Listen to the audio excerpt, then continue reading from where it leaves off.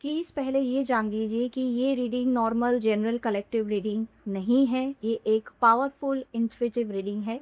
सभी लोगों के लिए तो बिल्कुल भी नहीं है। जिन्होंने भी इस वीडियो को क्लिक किया है, इट मीन्स आपके सोल के साथ इस वीडियो की एनर्जी की कुछ ना कुछ कनेक्शन है। इंट्यूटिवली आपको अंदर से ये फील हुई कि मुझे ये वीडियो को क्लिक करके देखना है।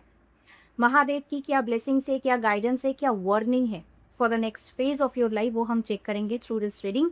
Let's begin. ओके, देखिए आप लोग खुद ही देख लो। I was about to shuffle और ये कार्ड ऐसे ही बाहर आ गया है, so I will take this card but let me shuffle for some more cards. पहले हम चेक करेंगे क्या वार्निंग्स है, अगर कुछ वार्निंग्स है भी जो महादेव आपको पहले से ही बताने की कोशिश कर रहे हैं, आपको प्रिपेयर करने की कोशिश कर रहा है। This card came out. Some more cards. और क्या गाइडेंस है for the next phase of your life.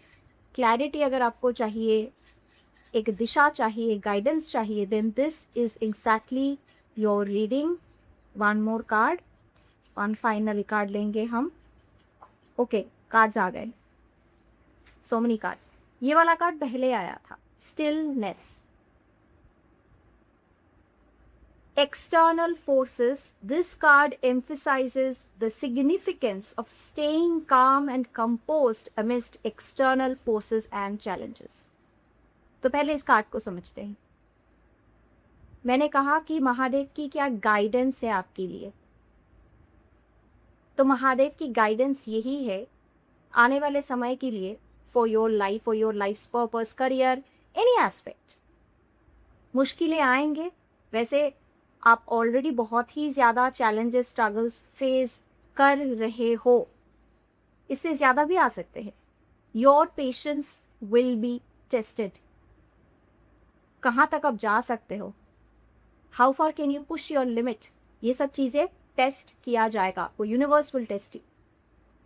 तो महादेव इज टेलिंग आपको गिव अप नहीं करना है और दिमाग को शांत रखना है। हर एक सिचुएशन में ओवर रिएक्ट नहीं करना है। अपनी ओपिनियंस अंदर ही रखे, उसको बाहर ज़्यादा एक्सप्रेस करने की ज़रूरत नहीं है, बिकॉज आपकी इंटेंशन कुछ है, उस इंटेंशन से आप अपने जो भी ओपिनियन है उसको एक्सप्रेस करोगे, लेकिन जो सुनने वाले हैं they will not understand you, they will rather misunderstand you. तो इसके कारण कॉम्प्लिकेशंस, प्रॉब्लम्स, ये सब चीज़ें हो सकती है। सो बी प्रिपेयर फॉर इट कि जो भी चैलेंजेस, स्ट्रगल्स आएंगे, आपको शांति से सिचुएशंस को हैंडल करना है, दिमाग को शांत करना है। So this is the first guidance. ये वाला कार्ड मैंने निकाला नहीं था, it came out automatically shuffle शुरू करने से ही पहले। तो ये बहुत ही पावरफुल चैनल्ड एक गाइडेंस है। So do understand the energy of this guidance. अगर हो सके तो इसको आप स्क्रिप्ट करके रख दो कि क्या गाइडेंस मैंने अभी आपको दिया with the help of this card. दिमाग को शांत रखना है नो मैटर व्हाट, चाहे कोई भी चैलेंजिंग सिचुएशंस आ जाए, ओवर रिएक्ट नहीं करना है और ज़्यादा दूसरों के सामने, दुनिया के सामने अपनी ओपिनियंस को, जैसा आप सोच रहे हो, जैसी आपकी बोल्ड रॉ थॉट्स है, उसको बिल्कुल वैसे ही एक्सप्रेस बाहर नहीं करना है। और ये जो एनर्जी मैंने बताई, this is for till 2026 end, दिसंबर तक तो ये आपको मेंटेन करके ही रखना है, दैट इज़ इम्पॉर्टेंट। ठीक है, वैसे ही शनि वक्री हो चुका है। Retrograde saturn tells you to focus on yourself. बाहर की तरफ नहीं, अंदर की तरफ फोकस करिए and keep things, your ideas, your opinions to yourself. ज़्यादा ओवर एक्सप्रेसिव होने की ज़रूरत नहीं है, लोग आपको गलत समझेंगे। So be aware of it and this is the guidance Mahadev is also telling. ठीक है, इसके बाद ये वाला कार्ड आया था,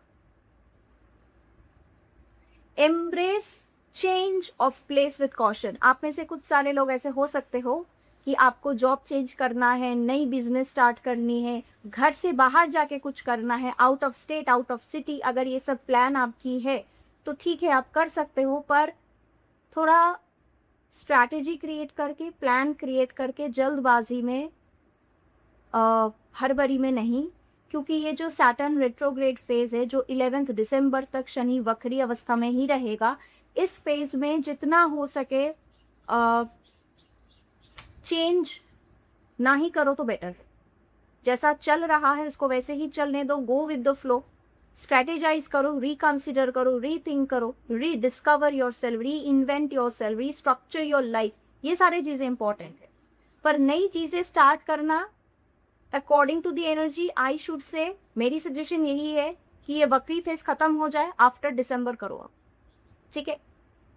there is a possibility of a change of place in your life. आपके जो भी विश है कि मुझे ये चेंज करना है, कुछ नई स्टार्ट करना है, कहीं नई जगह पे जाना है, चेंज ऑफ प्लेस के बारे में अगर आपकी सोच विचार है तो वो आप सक्सेसफुली कर पाओगे, बट उसकी एनर्जी ज़्यादा मुझे दिख रहा है इन 2027।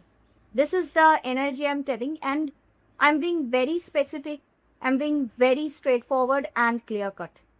मैं ना शुगर कोट करके रीडिंग नहीं करती, इसी वजह से मैं हमेशा बोलती हूँ कि all my readings are not general collective.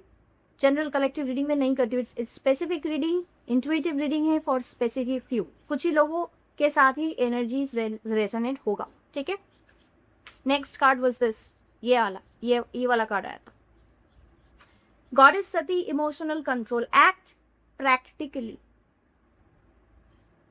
It's a guidance as well as a warning, like Shiva is telling, अगर आप प्रैक्टिकल नहीं हो। वैसे मैं एक चीज फिर से आपको बताऊं, why am I feeling this energy a lot.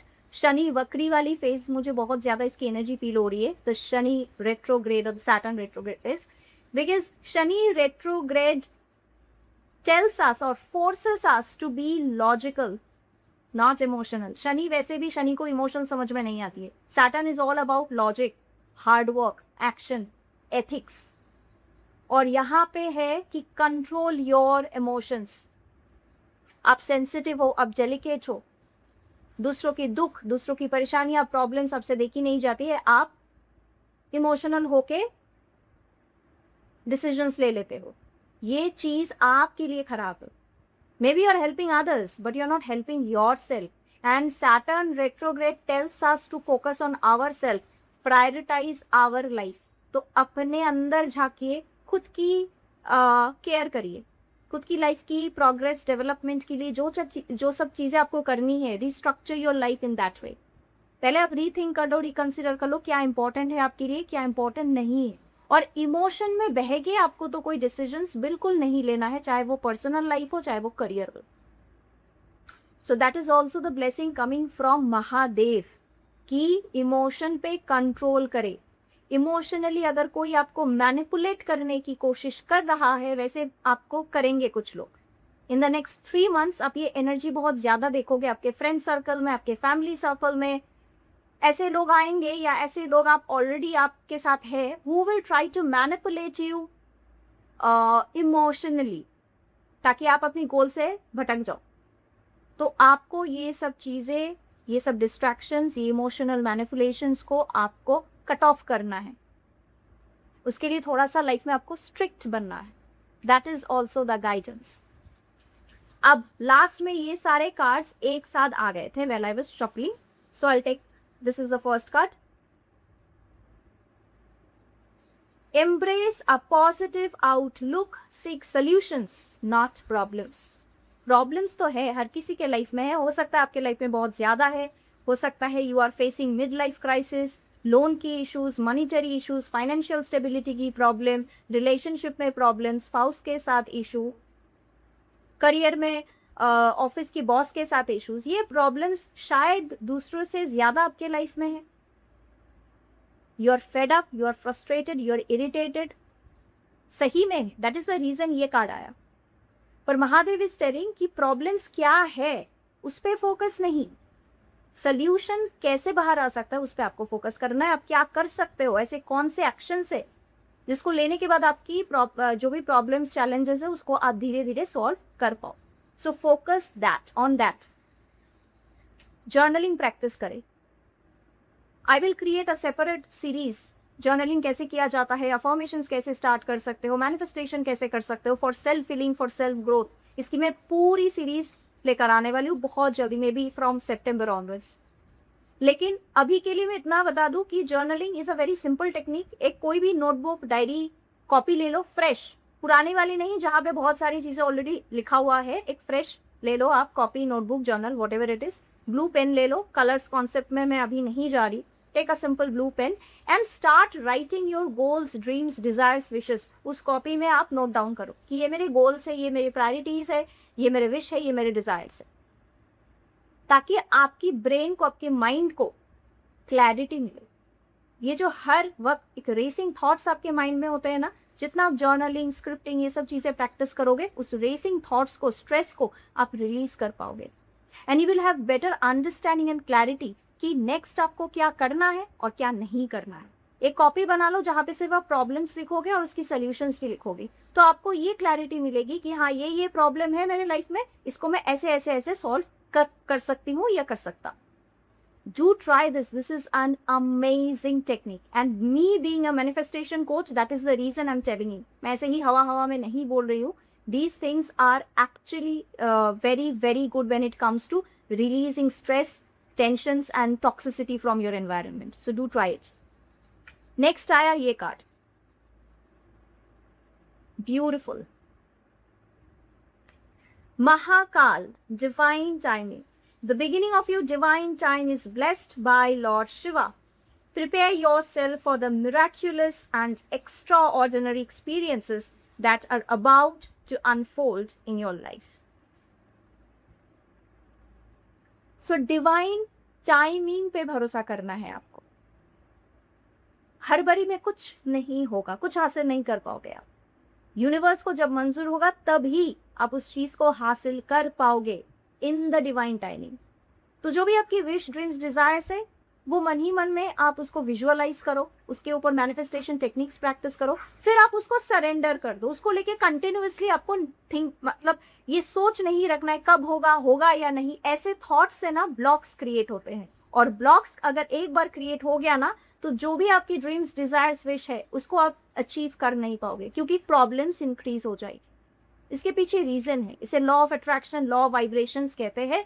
I will discuss about it in some detailed video related to manifestations. पर इतना आप जान लो कि जो भी आपकी ड्रीम्स, डिजायर्स, विशेस है, उस पर फोकस्ड एक्शन करना स्टार्ट करो। डे ड्रीमिंग बंद करना है आपको। सोच लिया, मैनिफेस्टेशन टेक्निक्स प्रैक्टिस कर ली, विजुअलाइज कर लिया, अब हो क्यों नहीं रहा है, ये आप खुद अपने आप से पूछो। क्योंकि अगर आपकी एक्शन नहीं है, एफर्ट्स नहीं है, हार्डवर्क नहीं है, सैटर्न को, शनिदेव को ये 3 चीजों से ही मतलब होती है, आपके एक्शंस, आपके फोकस और आपके हार्डवर्क। अगर आपके एफर्ट्स नहीं है, हार्डवर्क नहीं है, Shani is not going to give you success. Shani is a delayer but not a denier. तो अगर आपको शनिदेव की आशीर्वाद चाहिए, और उनकी ही आशीर्वाद मान लीजिए सबसे ज्यादा हमें लाइफ में चाहिए होता है, तभी जाके आपकी जो भी हार्डवर्क है ना, आपके जो भी कर्म है, उसका फल आपको मिलता है। So if you want his blessings, start putting action. सिर्फ सोचने से ही मैनिफेस्टेशन नहीं होती है। मैनिफेस्टेशन की मोस्ट इंपॉर्टेंट चीज होती है फोकस्ड एक्शन। और जो भी आपके एक्शंस है, आप उस पर फोकस करो और डिवाइन टाइमिंग पे भगवान को बोलो कि यूनिवर्स, मुझे पूरा भरोसा है कि आप मेरे ये विश पूरी कर दोगे। सो ये डिवाइन टाइमिंग पे आपको सरेंडर करना है। फाइनली दिस कार्ड,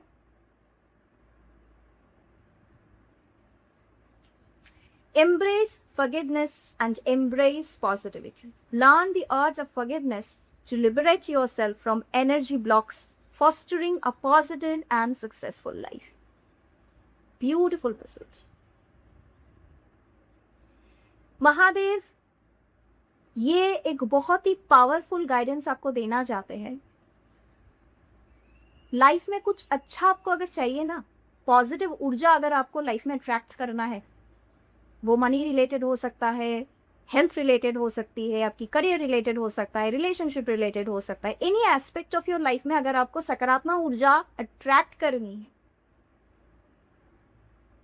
ताकि सारी चीज़ें आपके हिसाब से हो, बहुत इजीली हो जाए, कॉम्प्लिकेशंस दूर हो जाए, देन आपको सबसे पहले ये करना है, पुरानी चीज़ें, पुरानी बातें, पुरानी यादें, पुराने हैबिट्स जो और आपके लाइफ में ज़रूरी नहीं है, not serving you any good at all, उसको लेट गो, रिलीज, जाने दीजिए। जकड़ के रखने से कोई फायदा नहीं। You will be stuck for the rest of your life अगर आप पास्ट को लेट को नहीं कर सकते। यहाँ पे वही मैसेज है। Learn the art of forgiveness to liberate yourself from energy blocks. पुरानी चीज़ों को अगर आप ऐसे ही खींच के रखोगे ना अपने लाइफ में, तो वो ब्लॉक्स क्रिएट करते हैं। एनर्जी को इन फ्लो में रखने के लिए आपको चीज़ें हमेशा, जो नई नई चीज़ें हैं उसको अपनाना है। पुरानी चीज़ों को बात करो, मतलब जो भी आपके नेगेटिव थॉट्स से, जो भी आपके पुराने ऐसे हैबिट्स से जो आपके लिए सही नहीं है, ऐसे लोग जो आपके लाइफ में सही नहीं है, जिनकी इन्फ्लुएंस आपके लाइफ में पॉजिटिव तो है ही नहीं, रादर टॉक्सिक है, लेकिन फिर भी आप उनको अब तक टॉलरेट करते आए हो, तो उनको अभी टाइम यही है, उसको लेट गो कर दो। Forget about them and focus on your life.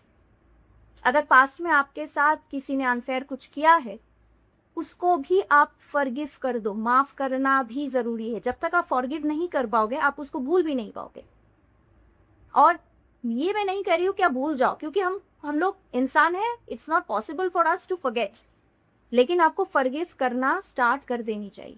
याद तो आप रखोगे उसने क्या किया है आपके साथ, लेकिन उसको माफ भी कर दो।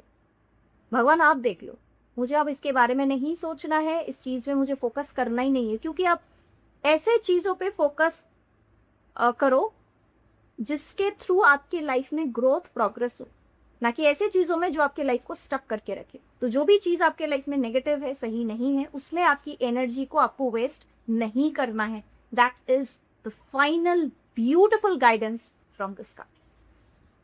सो आई होप ये जो सारे एनर्जीज, गाइडेंस, एडवाइसेस मैंने दी, आपने रेजोनेट किया है। अगर कुछ स्पेसिफिक मैसेज है जिसके साथ आपने बहुत ही ज़्यादा रिलेट किए, तो let me know in the comment section. And मैं ऐसे ही बहुत सारे वीडियोस, इंट्यूटिव रीडिंग लेकर आऊँगी, and I will create specific videos and series on affirmation, self-healing, journaling. So till then, take care all of you. Bye-bye.